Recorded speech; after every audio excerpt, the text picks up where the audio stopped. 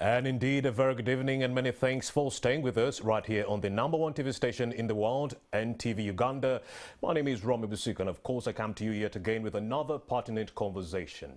Well, we are going to be focusing on the parish development model and also how it can help us eliminate child marriages and also end teenage pregnancies right here in Uganda. How best can we harness the demographic dividend? In that regard, those are some of the interlinkages we're going to be looking at with the Director General of the National Population Council. That is Dr. Jotham Musinguzi, ahead of World Population Day that is going to be taking center stage. That is on Monday next week, the 11th of July this same year, 2022. So let's get into it with Dr. Jotham Musinguzi. A very good evening. Thank you for joining us on NTV Uganda. Good evening, Mr. Busiko, and thank you for having me here. And good evening, viewers. Indeed, it's a pleasure. Let's kick off with giving an overview, a brief overview indeed, Mr. Jotham Musinguzi, of what the National Population Council actually does. What is your mandate? Well, the mandate, Mr. Busiko, the mandate of the National Population Council is to make sure that Uganda has good policies for population and development, making sure that we are looking into the future so that the well-being of the people of Uganda is improved along the line.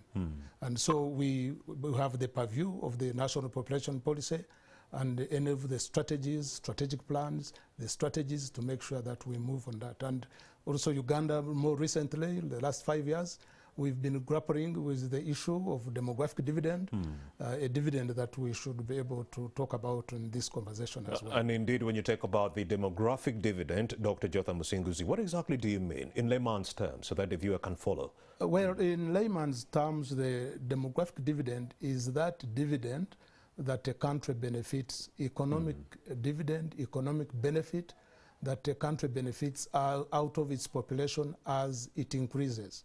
The population must increase, and as it increases, what is it that you can benefit from this? And the population can increase, Dr. Jotham Musinguzi, and you have more adults, people who are, you know, past the retirement age than those who are actually going into the working age bracket. And that cannot really work for a certain country.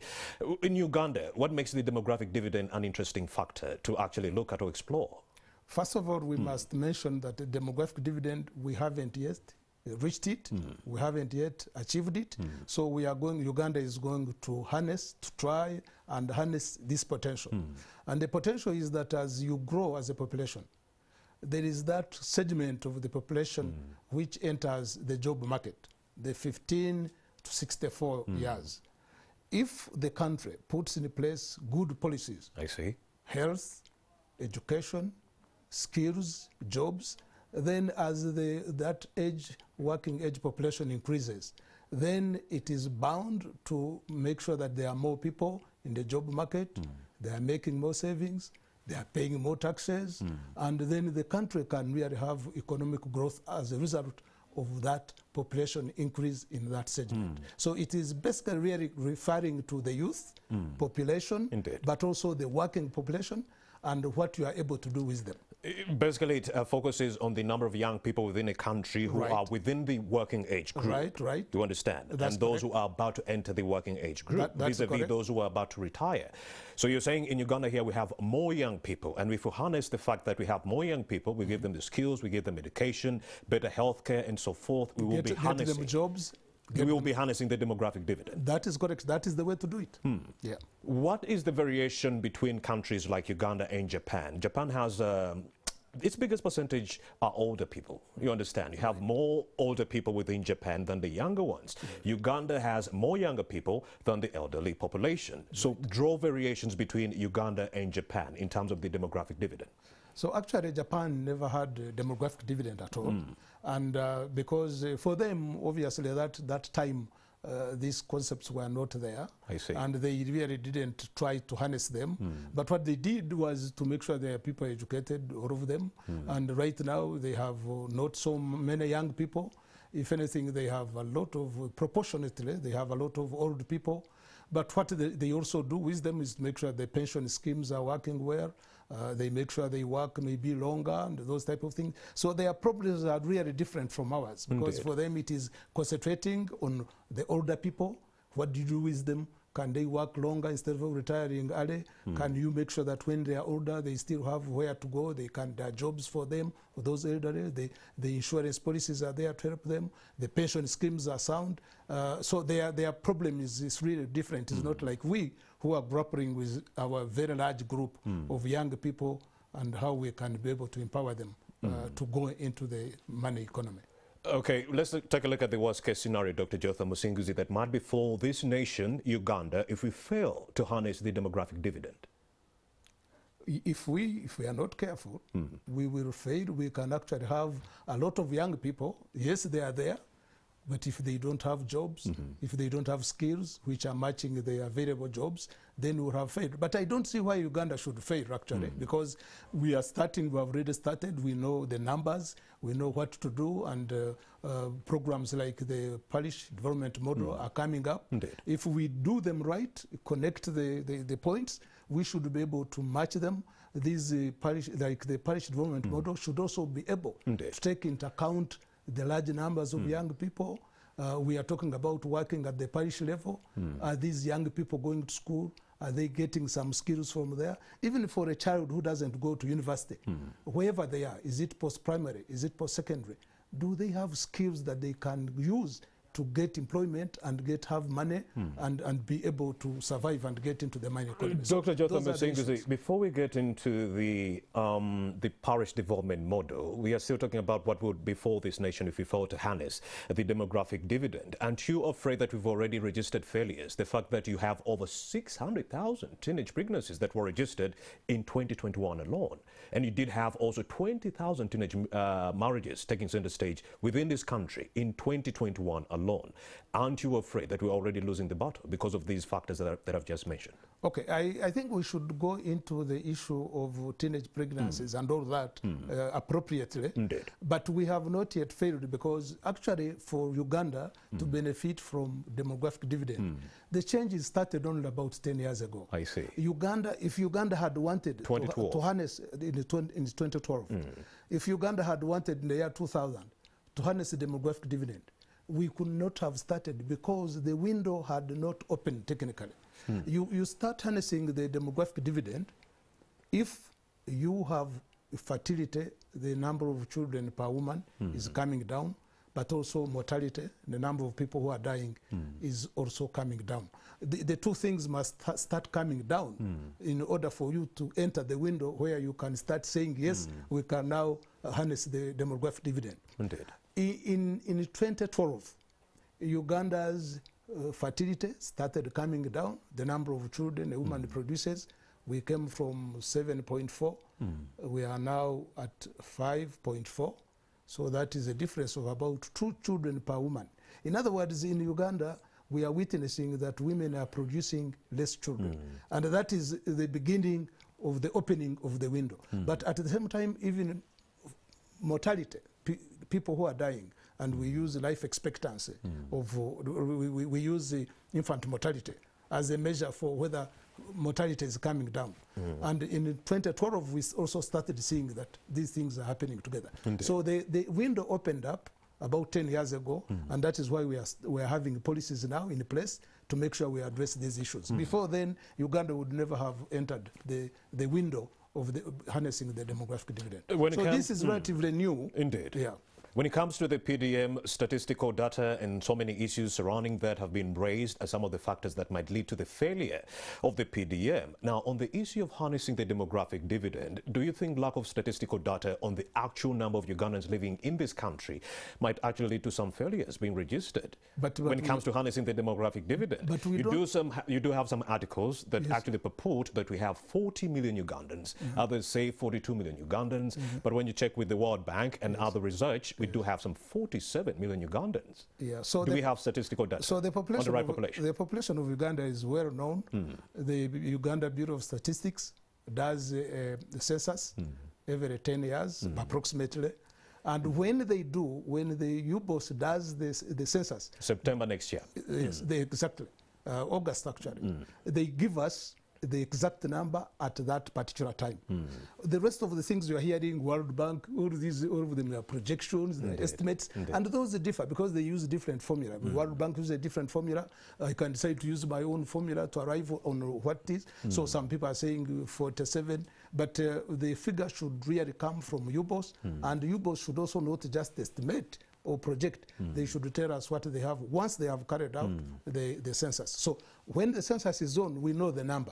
When the census hasn't come, we are also just estimating and projecting. And that's why you are hearing all these issues of not agreeing on some of the way we are moving forward. But the population of Uganda is known, no doubt about it. And indeed, it's been over 30 years of dealing with population issues. We'd like to know what are some of the challenges you've encountered along that way, and some of the, successes you can verifiably boast of right here on NTV Uganda. What are some of those? Let me start with the successes. I think with working with the various agencies, Ministry of Health, Ministry of Education, and other government programs, Uganda has witnessed one of the rare achievements that we have added 20 years to our life expectancy.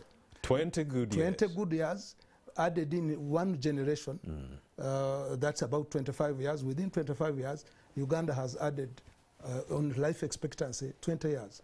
From in 1991, with life expectancy in Uganda, on average, the people were living for only 43 years. Are you able to break down some of the factors precipitating all that success and the fact Absolutely, they are very well known. Okay, what are they? Look at immunization. Immunization is a very important factor in terms of improving people's life expectancy. The other one is hygiene, water and sanitation. Then the other one is clearly nutrition, if you have good nutrition.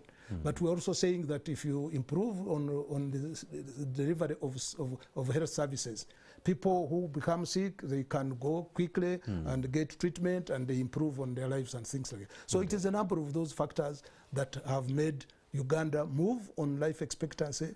Right now, life expectancy in Uganda is almost as good as in Kenya, Tanzania, and we have had challenges more than like Kenya. Indeed. But you can see life expectancy we're moving on. In other words, there are some things which are happening which are good. Indeed. Then we also know we have literacy has gone up.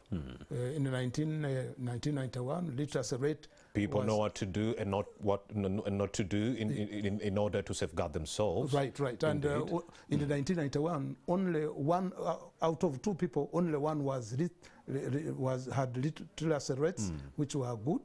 Right now, as we talk, 3/4 of our people are functionally literate. So the high literacy levels are the reason as to why we've been able to disseminate messages on COVID-19, malaria, typhoid, and so forth, tuberculosis, and the message was being, taken through by the people because of the literacy levels. Right. People, when they are literate, they're able to read, to understand things, to listen to messages and internalize them, and they do good things. They improve on their nutrition, they improve on their own health, they look after their... So those things are extremely important. If the literacy levels have gone so up, how come we failed on the issue of contraception? The message has failed to be drilled onto the, the minds of some of the Ugandans, especially the teenagers. Yes, those who are in those, color situations, they are not taking up contraception and so forth. You do have members of the community that are speaking ill against contraception, saying it can lead to infertility and so forth. That's why we ended up with over 600,000 of our young teenagers getting pregnant and so forth, because many were actually conforming to some of these stereotypes, if you will, or myths. Yes, because also remember, family planning and contraception is not linear, does not go linearly with the literacy rates, because it has cultural aspects of them. As you have said, there are some people who are campaigning it, so they may be educated, but somebody, because of their culture or religion, religious leaders, exactly, they may be, or they may be conservative generally, naturally, outbringing, they are conservative, so they may be more cautious. So we don't get the fact that literacy is going up, that also contraception is going to go up in the same way. Of course, we expect to go up, and it is actually going up, but it's not necessarily going up linear. So that could be one of the challenges you've encountered along the way. So what are some of the other challenges you've encountered as the National Population Council? Yes, we have encountered the challenges of making sure that even we have improved in the poverty, but then there are other aspects that you'll find that when people who are rural are also the ones who are still, the poverty levels are not declining as much as they do in urban areas. Rural areas. Yeah, so urbanization would be a good thing, because it helps us with literacy rates, with education, with the use of contraception, and those type of things. So urbanization is something that we in the population field would like to encourage, because urbanization has got something that goes with it, gender issues and those type of things. So we need to know that if this improves, then some of the issues that we're talking about would also improve. What are the challenges that come with urbanization? Of course, Dr. Jotham Musinguzi, you do have a population of 2 million right here in Kampala. Those are the people who go to sleep at night. But during the day, we are over 4 million. And That's correct. And we fight for resources, we grapple here and there. So talk to me about that. Well, your roads are narrow, the housing for your population who are here is not the best. We are a developing country indeed, but the slum dwellers are obviously, even if you say that education and health improves with urbanization, those who are in slums obviously are not at the same level. So there is crime in the slums. You know, you find the kids are looking in the dustbins for things, and so there are challenges, but we also welcome the fact that Uganda is urbanizing more now.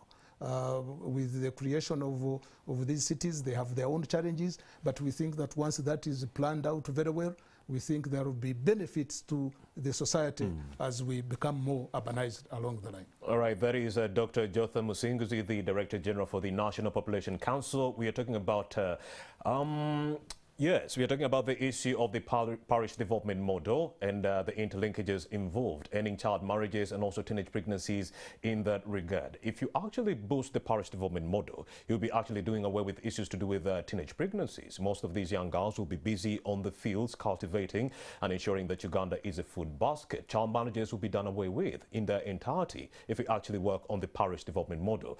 Well, of course, the World Population Day is going to be observed. That is on Monday, the 11th of July. This is a day when stakeholders, concerned ones, policymakers, activists like myself come together to shine a light on some of the issues surrounding human rights, maternal health, family planning, and so forth. That is going to be on Monday, that is July 11th. But we are here early so that we raise awareness on this issue so that Ugandans are also in the know about World Population Day when it takes center stage. That is on Monday next week. Dr. Jotham Musinguzi, let's talk about the theme for the day on Monday. Mindset change for wealth creation, ending child marriages and teenage pregnancies. Let's talk about the significance of the theme. The significance of the theme is that this year, by the way, World Population Day is celebrated, is commemorated every July 11th. And we've been doing that since, Uganda has been doing that since 1989, joining the rest of the world to 1989. 1989, we've been doing that year in, year out. But the inspiration came in 1987. Right. And so we are on it. And this year we agreed through the stakeholders that mindset change and wealth creation is very, very important. And how does it link to ending child marriages and teenage pregnancies? This is something that we giving our shot at. And we believe that, as you know, child marriages and teenage pregnancies, some of them, they are also associated with some of the cultures where girls are married off early, and because basically some of the poor families want to gain bride wealth, and so if these families had their own wealth from elsewhere, and we are talking about the parish development model, which is also going to be making sure that the people who are in the rural areas, who are in the currently in the subsistence economy, 39% of our population, they also brought into the money economy. If they come into the money economy, these families will find there is no need for them to be marrying off their daughters too early, because they think that is where the wealth is coming from. So there is a very good connection between the theme of mindset change for wealth creation as well as ending child marriages and teenage pregnancies. As the National Population Council, what do you think are some of the best practices we could come up with to end child marriages and teenage pregnancies? I think some of the real strategies, and as we go to the communities out there, we are giving them messages. Please make sure that your children, both boys and girls, go to school. They go to school and complete their education, because we also know that if girls keep in school, of course the boys should keep in school as well, then they will be protected from getting pregnant. There is some degree of protection in the schools, and I think the COVID has also showed the evidence there. We know that for sure. Indeed. That when these girls went and stayed in the homes, teenage pregnancies increased, meaning that the schools have some degree of protection. But also girls, once they know that yes, they are aiming at completing their education, they will obviously, whether it means them indeed abstaining, whether using contraception, they will make sure that they don't get pregnant.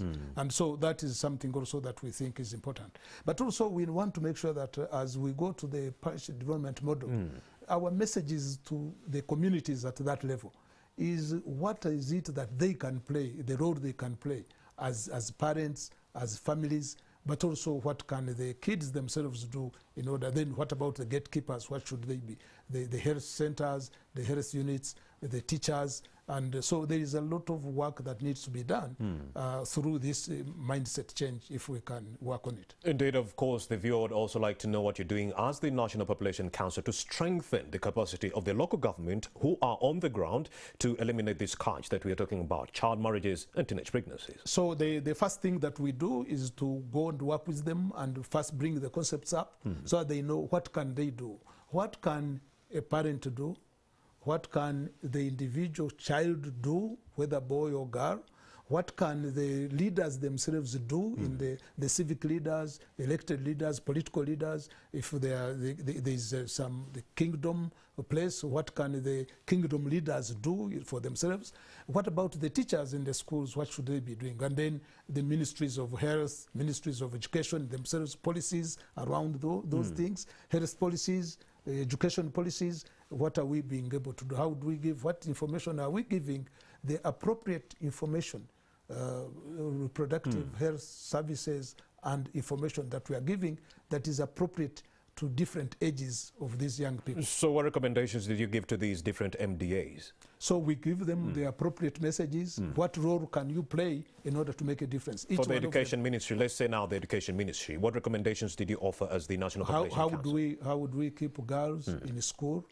Are we able, even though they've gotten pregnant? If they are getting pregnant, the different areas have agreed on what they should do. Those who can go back to school, and this should be encouraged, because by not going back to school, you are condemning them to poverty and them never getting skills, and you are punishing the person, the girl and her child and her family in the long run. So we want to make sure that this message is very clear. But even in the schools, for example, are these young girls able to access, for example, when they go into menstruation, are they able to get the facilities in the school so that they can remain hygienic in those school environments and those type of things? So, and those are very important things, because when girls do not have access to clean menstrual facilities, they opt out because they feel ashamed in the schools. So we want to make sure that schools, the teachers, the ones who are responsible for this, they are able to do the right thing, so that we can encourage the policy,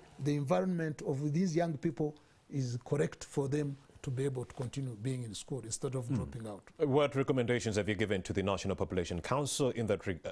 What recommendations have you given to the local government leaders on how best to handle the parish development model so that it's a success? Well, we are not the ones responsible for the parish development model, but we pick out things from the parish development model, and you can see the mindset change and wealth creation is part of it, is part of the pillars of the parish development model.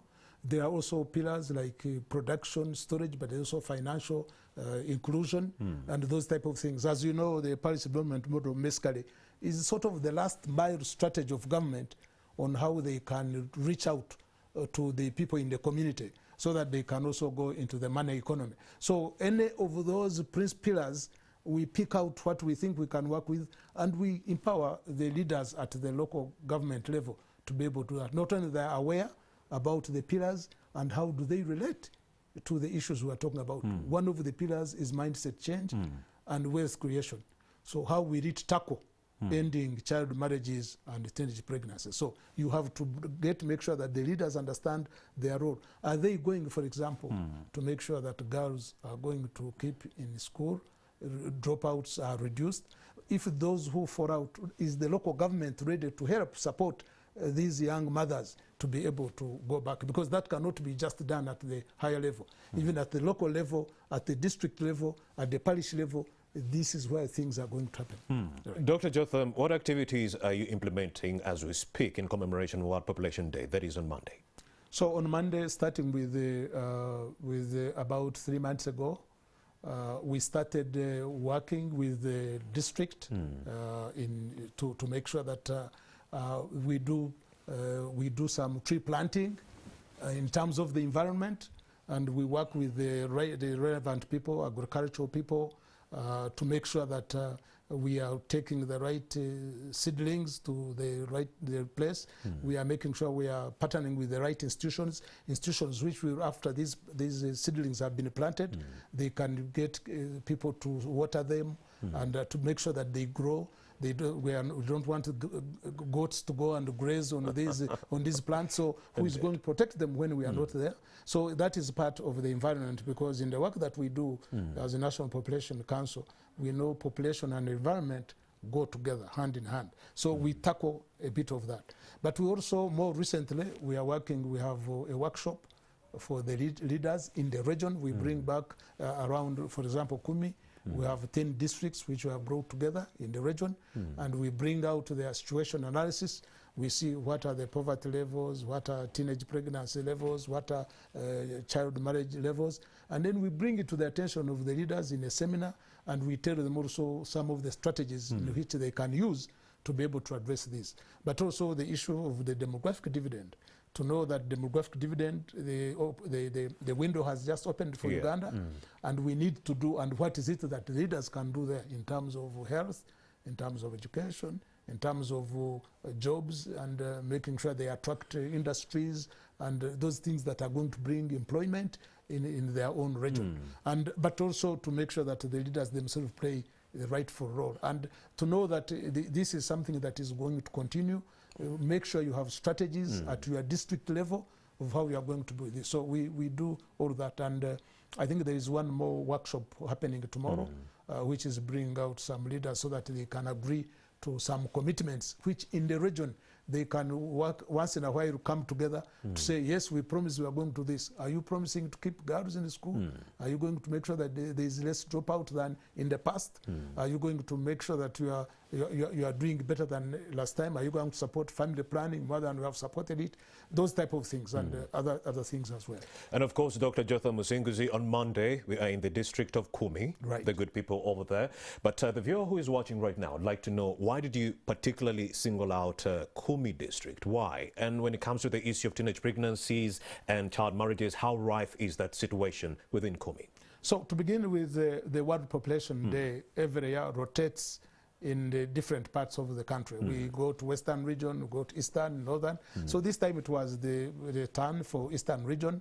And so we go to the region and look at various figures, like for example, clearly poverty, teenage pregnancies, early marriages was an issue, since that was the subject. Yes. And so we narrowed from the region. We found out of the 10 districts in the region, we found out that Kumi actually was the one which is worst off. Wow. When it comes to teenage pregnancies and early marriages. So the idea is to zero down on that. We went to the districts and discussed it with them, and we said if they are willing to host, we would be willing to support them. So we have been working with them for the last 1 year, and the climax is on Monday. And then we go there, the political leadership, His Excellency the President has been invited to be the guest of honor. And the district leaders, we have been able to work with them. They have mobilized the people there. They have done not only public rallies, they have done football matches, there have been competitions of all sorts, so that the people of Kumi and within the region, they are ready to receive the rest of Uganda as we go to commemorate the World Population Day in the Kumi on Boma grounds. Moving forward, would it be safe to say, Dr. Jotham Musinguzi, that the eastern parts of this country, including the northern parts, are the worst affected when it comes to teenage pregnancies and child marriages? True. Actually, it is not Kumi which is worst off in Uganda. I see. It is actually the sort of northern region which is generally affected. And then you go to eastern, then you go to western. Kabale and those areas. Those places, and Ankole, Nyoro, all those, the western. And then actually Kabale itself, southwestern, in Kabale, it's actually not doing so bad. on this itself. Kabale region is actually a bit better off than a number of others. Really? They had 11,000 teenage pregnancies around December of last year. But there are others which are much worse off. And in fact, Kigezi region, it actually comes off not, of course, not doing so well, but it's not the worst. Yeah, but northern and eastern and southwestern, they are not doing so well. What are some of those factors that are exacerbating this problem? Well, a number of them we have found out to do with some of the cultural trends. You may find that in some areas, not only because of course poverty playing a role, but you may find that some people say, instead of me keeping with my daughter in the house, if she becomes 15, maybe she's better off being married. Some people don't want to take risks. They may think that the girls remaining there, they don't have enough to provide for them. They may think that they may be tempted into becoming, getting pregnant, so they may want to marry them off early. And of course, that means early marriages are going up. Teenage pregnancies obviously are going to come up. So there are a number of factors out there. It's not just poverty alone, but it can be also those. And education and cultural aspects as well. But of course, now the Ministry of Finance and Planning Economic Development are now telling us that the Parish Development Model is that magic bullet that we've been waiting for to ensure that we do away with poverty. When we do away with poverty, we shall eliminate child marriages and also do away with teenage pregnancies in that regard. Are you overly confident that the PDM is that magic bullet we've been waiting for? You use the word overly confident. I am confident that the concept of the parish development model is going to address a lot of things that have not hitherto been addressed. As you know, the word I think to use is that this is the last mile strategy of government to reach out for delivery of services. And so it is very much welcome, because previously we have not been going that low deliberately. But now that we are deciding to take this great leap of making sure that we are getting to the parish, and the government, as you know, has promised they are sending some 100 million shillings to this so that they can be able to make sure that these people who have been in subsistence economy also get into the money economy to the extent possible. I know it is just too early to tell, but I have confidence that this is the right strategy along the line, and we'll be seeing what happens along the line. And indeed, Dr. Jotham Musinguzi, we also do know that harnessing the demographic dividend is recognized in the National Development Plan 3 as one of the strategies that will help us as a country, Uganda, to achieve Vision 2040. Now, help us draw a line or the relationship between harnessing the demographic dividend, the parish development model, and how that can end child marriages and teenage pregnancies. The interlinkages involved. Okay, so it is clear that as far as 10 years ago, the National Development Plan indeed recognized that if we don't address the issue of harnessing demographic dividend, we shall not achieve Vision 2040. Why? Because demographic dividend is dealing mainly with that young population. In Uganda right now, 75% of our population is below 30 years. So these are relatively young people who need jobs and education and things like that. So if we can tackle them, I think then we have a very good chance of going to our Vision 2040. But also regarding the parish development model, and if it can also, we can achieve mindset change, we create wealth, then we can then have a good shot at making sure we decrease on early marriages and teenage pregnancies for sure. And again, as you can see, early marriages and teenage pregnancies are also amongst the young people. So the demographic dividend and the parish development model are very much basically intrinsically intertwined, and we cannot be doing one and leave out the other. And so for us, we are hoping to, we in the population program, we are hoping to take advantage of not only the National Development Plan and its tenets, but as well as the 7 pillars within the parish development model, so that we are able to improve on the welfare of the people, but mainly concentrating on the working population, the age group of 15 to 64. Now, this is the $64,000 question, Dr. Jotham. Why is ending child marriage and teenage pregnancies critical to the development of this country, Uganda? Because the teenage pregnancies and early marriages are affecting a large group of our young people. Right now, as we speak, 25% of our teenage girls have either been pregnant or they have produced a child. Those are would-be doctors, lawyers, the future president in there. Yes, and 25%, a quarter of the population of the girls, is not a very small number. And so it is our development, 25%. You cannot disregard it if you are going to talk about development. So this is very critical, and whatever else is done, we must end child marriages and also teenage pregnancies. We must dent them in order to make sure that our girls and our young women are able to get into the education, get skills, get jobs, so that all their life they are able to look after themselves and their families as well. 25% is too big to be left out. Go ahead. I see, because young children are also giving birth to other children. Right. And in fact, if I didn't have money to continue with my education because I dropped out as a young lady, that means even my child that I've given birth to, I won't have the money to take them to school. So to be intergenerational cycles of poverty taking center stage. Yeah, and you may, our viewers would like also to know that, as you know, because of better nutrition in the country, generally, young girls and our children are growing up fairly rapidly. So our young girls are reaching puberty early as 8, 9, 10 years, 11 years.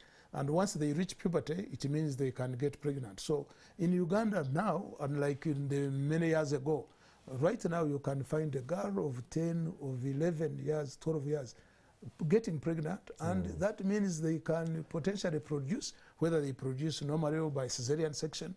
You'll find a girl of 12 with a kid, and you can imagine what can that mother of 12 years do. So it is very, very important that this segment of our population is very much protected through giving appropriate information, but also taking care of them whatever happens. So this is the appeal that we are going to have to make, and to make sure that there is no way we are going to benefit from a demographic dividend if we are leaving that section of the young people behind. So, Dr. Jotham Musinguzi, what mechanisms have you put in place as the National Population Council to ensure that priorities of harnessing the demographic dividend are inculcated in the activities of the MDAs, the different ministries, departments and the agencies? So we are working very closely. We have a demographic dividend steering committee at the national level. Is that right? Yes, from different ministries, departments and agencies. As you can imagine, key agencies, key ministries like education, health, gender, labor and youth, local government itself, and others, environment, the urbanization. All these are part of the steering committee, and we are making sure that various policies, whether education policies, health policies, are all geared towards achieving this, harnessing the demographic dividend. As you can tell, the harnessing the demographic dividend is not just a job for the National Population Council. The demographic dividend is too big to be handled by just one council. And so the whole government, in terms of MDAs, we are all gearing, working together, each one looking at what we are. For example, we talked briefly about urbanization. The ministry responsible for urbanization must be able to make sure that we don't continue having these slums developing. After all, if we plan well, we can make sure that towns and cities are planned very well. This has been done elsewhere. We can do it here. In the past, I think in Uganda had some cities, towns, which were thought to be well planned. Mbare is one of those that in the 60s and 70s and 80s, they used to say Mbare was very well planned, you know, straight. But I don't know whether it is still the same or whether we have faulted. Not at all. Yeah, but continuing to make sure that urbanization is planned. Education is up to the job. The health policies for adolescents, on contraception, all these, and we make sure that the National Planning Authority is in driver's seat to make sure that they're holding us accountable on what this is the type of thing we are doing. So it is a multi-sectoral approach that we are using to harness the demographic dividend. And I think the way we have Uganda has now a roadmap to harnessing the demographic dividend. It was put in place in 2018, so it is relatively new, and it is going to be going on for many years. Uganda has an opportunity. The window is opening. We have an opportunity of about 30 years to be able to do the right thing, because this is not something we are going to do just now. So this is going to go beyond even 2040, Vision 2040. Even beyond that, we shall still be working on making sure that Uganda harnesses the demographic dividend. Of course, when it comes to harnessing of the demographic dividend, when it comes to health and education, those are two important factors that we really need. But attitudinal differences, attitudinal challenges are still pretty much taking center stage within the health centers. You do have young teenagers who are going to the health centers seeking maybe contraception or maybe emergency pills because they've gotten into some kind of a color situation where that young one has been defiled or raped. But then when they get to these health centers, the nurses, the doctors look at them like, oh, you're also using contraception, like the attitudinal challenges among the health centers or the health workers. Don't you think this is a big problem that will pull us back? Yes, it's a big problem, but these are problems we must grapple with ourselves. We know it happens. These things don't happen here. United States, you have heard they are going back on some policies. You know, the President of the United States yesterday, Joe Biden was lamenting there is a young girl who is 10 years who was raped, and she's pregnant, and she cannot get services. So the president was there almost in tears about what can happen to this. But what we are saying is these problems are there. The medical workers need to be retooled. Yes, don't you think so? I'm a medical person. I'm a medical doctor myself. I know what our doctors are doing, our nurses are doing, and that type of thing. People who come, a young person comes to looking for health care, and they are telling them, oh, I will go and tell your aunt, or to go and tell you, and then that, so of course that is really not what should be happening. It promotes a culture of silence. Absolutely, and because of that, you can imagine that young girl will not come back to that, and she would rather maybe go and do abortion, which is unsafe and what. So you can see these are drivers of things that we are going to have to grapple with. And so I appeal to policymakers, ministries, departments to make sure that we do the right thing. This is not come yesterday. It has been there since I was in a medical school myself. These things were happening, but we must continue, address them, because we know we must serve the people of Uganda better as we move along. So that is on the issue of health. Now, on education, we do know that so many of the schools right here in Uganda are setting their own terms when it comes to school fees. You understand? You can go to Gombe Secondary School, which purports to be a government school, but children there are coughing nearly $1 million Uganda shillings in a government-aided school.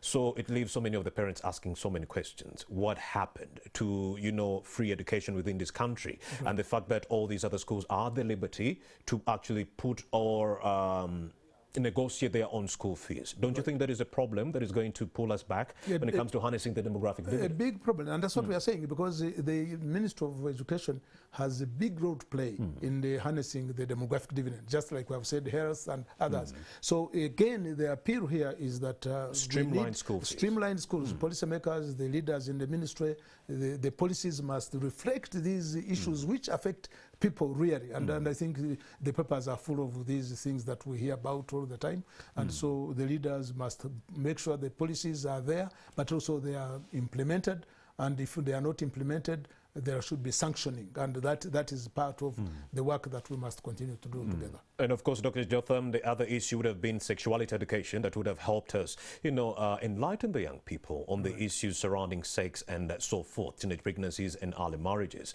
But then you do have the religious leaders who are fighting the issue of sexuality education and so forth, and some other sections of Ugandans who feel like this concept was exported from outside all the way to Uganda. So such issues, don't you think that is another challenge we should be looking at? Yeah, so sexuality education. Yeah, so sexuality education, as you can imagine, with our societies, different upbringing, we all interpret it differently. But there could also be some genuine issues. Who brought up this policy? Where is it coming from? Is it from Europe? Is it from America? Is it indigenous? Is it really addressing our problems? But you know, from research, we know that clearly the young people in Uganda, as I have said, some of them we are getting puberty very early. These are changes that we must recognize in our society. And if you are going to say these kids are going to be sexually active, if it happens, then you as a country, you must do something for them as leaders. So we need to agree on how we are going to go about this. We should be able to give appropriate information to these young people, And those that need services, they should have services. Those who need information, protect themselves, we should be able to give them. So the issue of sexuality education, it needs to be addressed taking into account everybody's needs. We cannot say the religious leaders are wrong, because they are there to teach morals, and they should be able to find what can they do in terms of delivering a message that is also going to work for these young girls around, because they are also part of society. So each one of us has a role to play. Religious leaders have a role to play, elders have a role to play, teachers, doctors, nurses, leaders who are, you know, politicians. We all have a role to play, and we should do the right thing so that we protect these young people. Of course, we do have so many policies that protect the young people within the school setting. So many of these policies are not being implemented, like this sexuality education framework is not being implemented. The school health law policy is also not being implemented, and so many others. What message do you have for the leaders regarding that fact that so many of these policies, good as they are and strong, they're not being implemented? Yes. The one on FGM, female genital mutilation, they're not enforcing it as strongly as they should, and so many other policies. Right. And you know, Uganda is known to be having very good policies in the books, but when it comes to implementation, we have been rated that we are quite weak. It's not only implementation, but also having this proper sanctions, because if you say a policy is there, you implement it. Those who falter should have a way of paying back, being accountable on that. And I think that is something that we really need to also make sure we are working on.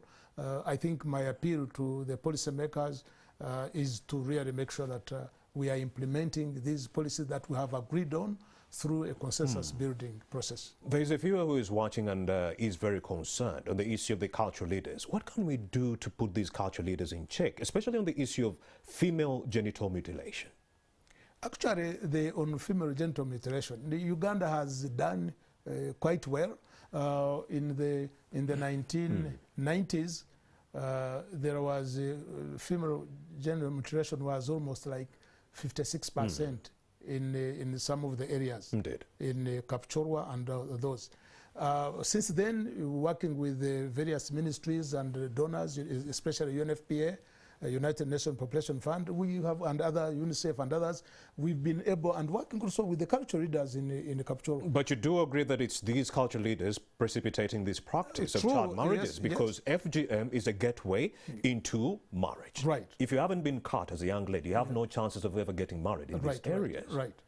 But the cultural leaders must be held accountable. So they are part of the society. They have a role to play. They must be held accountable to do what they need to do. And I'm glad that in some areas work has been done. As I have said, female genital mutilation in Kapchorwa went down considerably. We have not yet eliminated it completely. So what we need to do is to sort of dig in again and make sure that we do the right thing. So cultural leaders must do their role. Indeed. And indeed, Dr. Jotham Musinguzi, before I let you go, please give us your last pointers. Cam 1 is your camera. Please speak to the viewer who's watching NTV Uganda right now on this subject that we've been talking about. So on the eve of the World Population Day for 2022, my appeal is to really say Ugandans, together we need to tackle the issue of ending child marriages and teenage pregnancies. And the way to do it, our message is we need to have mindset change as well as creating wealth for Ugandans. That is Dr. Jotham Musinguzi, the Director General for the National Population Council. Many thanks for having made the time to speak to us right here on NTV Uganda. Thank you very much, Mr. Bisiku. Indeed. And indeed, dear viewer, many thanks for that undeterred love and support you've accorded us since we kicked off this conversation around 6 p.m. up to now. Coming up, we do have NTV, that is Akaunge's Kusawemu, NTV Kusawemu, that is going to be taking center stage shortly after this event. But on Monday, July 11th, look out for World Population Day. It's an event where we do observe the work of the policymakers, other stakeholders who are concerned, activists as myself, when raise awareness about issues to do with family planning, maternal health, human rights, and also so forth. My name is Roma Busiku. Yes, let's do this in Kumi on Monday. Good day.